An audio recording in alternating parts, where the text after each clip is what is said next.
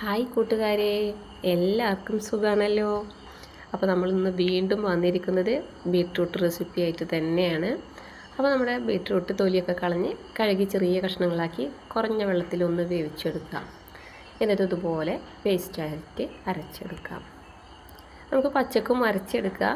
നമ്മുടെ മിക്സിയുടെ ജാറിൻ്റെ അരവനുസരിച്ചിട്ടായിരിക്കും അതിൻ്റെ അരവ്. നന്നായി പേസ്റ്റായിട്ട് അരഞ്ഞ് കിട്ടണം. എന്നിട്ട് നമുക്ക് ആവശ്യത്തിനുള്ള വെള്ളം കൂടെ ചേർക്കാം.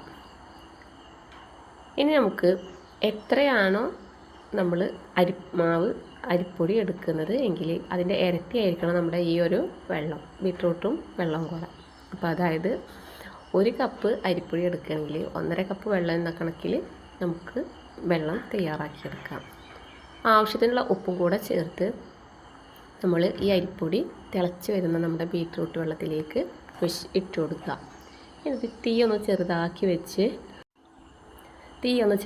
വെച്ചിട്ട് പൊടി കുറേശ്ശെ ചേർത്ത് നന്നായി ഒന്ന് വാട്ടിയെടുക്കാം. അപ്പോൾ നമ്മുടെ ബീട്രൂട്ട് ഒരല്പം മൂപ്പ് കുറവായിട്ടാണെന്ന് തോന്നുന്നുണ്ട്. ഉള്ളിൽ ചെറിയൊരു വെള്ള കളറൊക്കെ ഉണ്ട്. അതുകൊണ്ട് തന്നെ ബീട്രൂട്ടിന് ഒരിത്തിരി കളറ് കുറവുണ്ട്.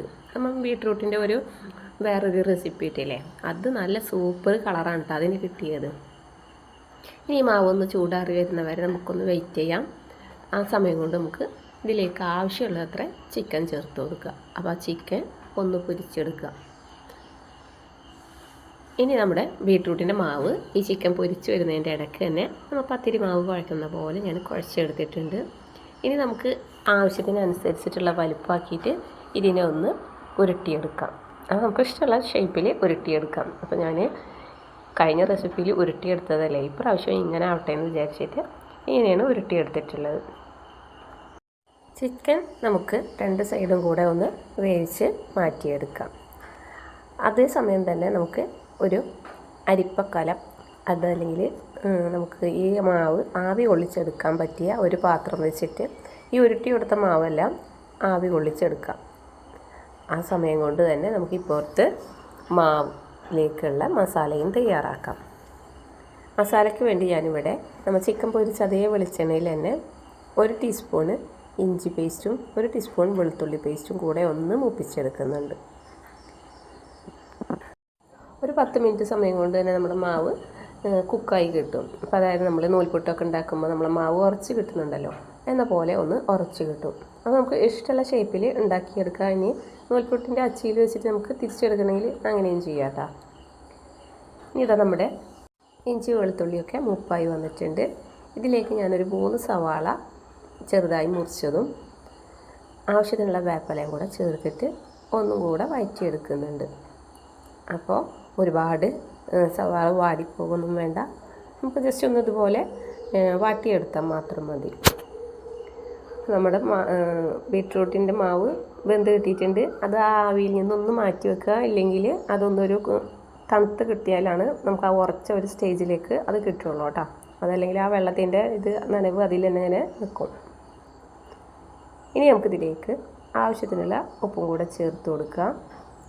നമ്മുടെ പൊടിയിൽ അതായത് ബീട്രൂട്ടിൻ്റെ മാവിൽ ഉപ്പ് ചേർത്ത് കൊടുത്തിട്ടുണ്ട്. അത് കണക്കാക്കിയിട്ട് വേണം നമ്മളിവിടെ ഉപ്പ് ചേർത്ത് കൊടുക്കാൻ. ഇനി എരിവിനനുസരിച്ചിട്ടുള്ള മുളക് പൊടി, പച്ചമുളക് ഉണ്ടെങ്കിൽ അത് ചേർത്ത് കൊടുക്കുക. ഞാനിവിടെ കുട്ടികളുള്ളത് കൊണ്ട് തന്നെ അവർക്കധികം എരിവാവണ്ടെന്ന് വിചാരിച്ചിട്ടാണ് പച്ചമുളക് ഇടയ്ക്ക് കടിക്കണ്ടെന്ന് വിചാരിച്ചിട്ട് അത് ഒഴിവാക്കിയിട്ടുണ്ട്. ആവശ്യത്തിനുള്ള മഞ്ഞൾപ്പൊടി കൂടെ ചേർത്ത് കൊടുക്കുക. ഇനി നമുക്ക് ഇതിലേക്ക് ഒന്നുകിൽ കസ്തൂരി മേത്തി അതല്ലെങ്കിൽ നമ്മുടെ പിസ്സക്കൊക്കെ ഉപയോഗിക്കുന്ന ഒറിഗാനോ. അപ്പോൾ ഞാൻ പിസ്സ ഉണ്ടാക്കണം എന്ന് വിചാരിച്ചിട്ട് വാങ്ങിച്ച് വെച്ചതാണ്. അതിനൊരു ടൈം കിട്ടിയില്ല. അപ്പോൾ ആ ഒരു ഒറിഗാനോ എടുത്തിട്ട് 1 ടീസ്പൂൺ എടുത്ത് ഈ ഒരു ഉള്ളിയിലേക്ക് ഇട്ടെടുത്തിട്ട് ഒന്ന് ഇളക്കി ചേർത്തിട്ടുണ്ട്. ഇനി ഒരു 3 ടീസ്പൂണ് ടൊമാറ്റോ സോസ് ചേർത്ത് കൊടുക്കാം. അപ്പോൾ കുപ്പിയിലെ സോസൊക്കെ കഴിഞ്ഞ് തുടങ്ങിയിരിക്കുന്നു. അപ്പോൾ ഒരിത്തിരി വെള്ളം കൂടെ ചേർത്തിട്ടാണ് ഞാൻ ഒഴിച്ചു കൊടുക്കുന്നത് കേട്ടോ. എന്നിട്ട് നമ്മൾ വേവിച്ച് പൊരിച്ച് വെച്ചിരിക്കുന്ന നമ്മുടെ ചിക്കന് എല്ലില്ലാതെ കഷ്ണങ്ങളാക്കി മുറിച്ചെടുത്തതും കൂടെ ഇതിലേക്ക് ചേർത്ത് കൊടുക്കാം. അപ്പോൾ ടൊമാറ്റോ സോസിൻ്റെ ആ ഒരു നനവോടുകൂടെ തന്നെ നമ്മുടെ ചിക്കനും ഈ ഉള്ളിയും മസാല എല്ലാം കൂടെ ഒന്ന് യോജിച്ച് വരട്ടെ.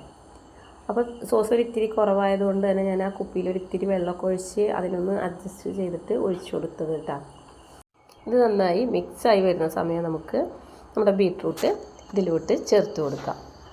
അപ്പോൾ ബീട്രൂട്ട് ഞാൻ പറഞ്ഞല്ലോ, ഉള്ളിൽ ചില ബീട്രൂട്ടിൻ്റെ ഉള്ളിൽ ഒരു 2 കളർ, നമ്മുടെ ബീട്രൂട്ടിൻ്റെ കളറും അതേപോലെ തന്നെ ഒരു ചെറിയൊരു വെള്ള കളറും കൂടെ ചേർന്നൊരു കളറായിട്ടാണ് നമുക്ക് ഈ ബീട്രൂട്ട് കിട്ടിയത്. അതുകൊണ്ട് തന്നെ അതിന് ഒരിത്തിരി കളർ കുറവുണ്ട്, ഒരു റോസ് ഷെയ്ഡാണ് അതിന് കിട്ടിയത്. അപ്പോൾ നല്ല ബീട്രൂട്ട് നോക്കിയിട്ട് എടുക്കുമ്പോൾ നല്ല കളർ കൊടുക്കാൻ തന്നെ നമുക്ക് കിട്ടും കേട്ടോ. ഇനി ഇതും കൂടെ ഇതിൽ ചേർത്ത് കൊടുത്തിട്ട് നന്നായി ഒന്ന് മിക്സാക്കി എടുക്കാം. നമ്മുടെ വീഡിയോ പുതുതായി വന്ന കൂട്ടുകാരെങ്കിലും ഉണ്ടെങ്കിൽ ഒന്ന് സബ്സ്ക്രൈബ് ചെയ്ത് ലൈക്ക് ചെയ്ത് തന്നെ സപ്പോർട്ട് ചെയ്യണേ. അപ്പോൾ അതാ നന്നായി ഒന്ന് നമ്മുടെ മാവൊക്കെ ഈ ഒരു മസാലയുമായിട്ട് യോജിച്ച് വന്നിട്ടുണ്ട്. അപ്പോൾ നല്ലൊരു സ്മെല്ലൊക്കെ വരുന്നുണ്ട്. ഈ സമയം മല്ലിയില കയ്യിലുണ്ടെങ്കിൽ ചേർത്ത് കൊടുക്കാം. അപ്പോൾ ഇത് നല്ല അടിപൊളി ടേസ്റ്റാണ്. നമുക്ക് രാത്രിയോ രാവിലെയോ ഒക്കെ നമുക്ക് ഉണ്ടാക്കി കഴിക്കാൻ പറ്റുന്ന ഒരു അടിപൊളി സ്നാക്സ് ഐറ്റംസ് എന്നോ അതല്ലെങ്കിൽ നമുക്ക് ലഞ്ചിനായിട്ടെന്നോ എങ്ങനെ വേണമെങ്കിലും നമുക്കിതിനെ ഉപയോഗിക്കാം. ഒരുപാട് പണിയൊന്നുമില്ല. നമുക്ക് വേറൊരു ദോശയും ചപ്പാത്തിയൊക്കെ ഉണ്ടാക്കിയെടുക്കുമ്പോഴൊക്കെ പത്തിരിയൊക്കെ ഉണ്ടാകുമ്പോൾ അതിലൊരു കറിയൊക്കെ നമ്മൾ വേറെ നോക്കണം. ഇതെല്ലാം കൂടെ ഒന്നിച്ച് ഒരു വെറൈറ്റി ആയിട്ടാണ് നമ്മൾ ഉണ്ടാക്കിയിട്ടുള്ളത്. ആരെങ്കിലുമൊക്കെ വരുമ്പോഴാണെങ്കിൽ നമുക്ക് പലഹാരങ്ങളൊക്കെ ഉണ്ടാക്കി വെക്കുന്നതിൻ്റെ കൂട്ടത്തിൽ ഇങ്ങനെ ഒരു ഡിഷും കൂടെ ഉണ്ടാക്കി വെച്ച് കൊടുക്കാം കേട്ടോ. ഇനി നമുക്കൊരു 3 മിനിറ്റ് സമയം മൂടി വെച്ചൊന്ന് ആവി കയറ്റിയെടുക്കാം. എന്നിട്ട് നമുക്ക് ചൂടോടുകൂടെ തന്നെ വിളമ്പിയെടുക്കാം കേട്ടോ. അപ്പോൾ ഇതിനിടയ്ക്ക് ഒന്ന് കറണ്ട് പോയി, അതുകൊണ്ട് ലാസ്റ്റ് സ്റ്റേജ് നമുക്കൊരു പ്ലേറ്റിലൊക്കെ ഇട്ടിട്ട് വീഡിയോ എടുക്കണമെന്ന് വിചാരിച്ച അത്ര ഉഷാറായിട്ട് നടന്നില്ല. എന്നാലും സംഭവം കഴിക്കാൻ നല്ല ഉഷാറാണ് കേട്ടോ. അപ്പോൾ വീഡിയോ കണ്ട് ഇഷ്ടപ്പെട്ടെങ്കിൽ ലൈക്ക് ചെയ്ത് ഷെയർ ചെയ്ത് സബ്സ്ക്രൈബ് ചെയ്ത് തന്നെ സപ്പോർട്ട് ചെയ്യണേ. ഇൻഷാ അല്ലാഹ്.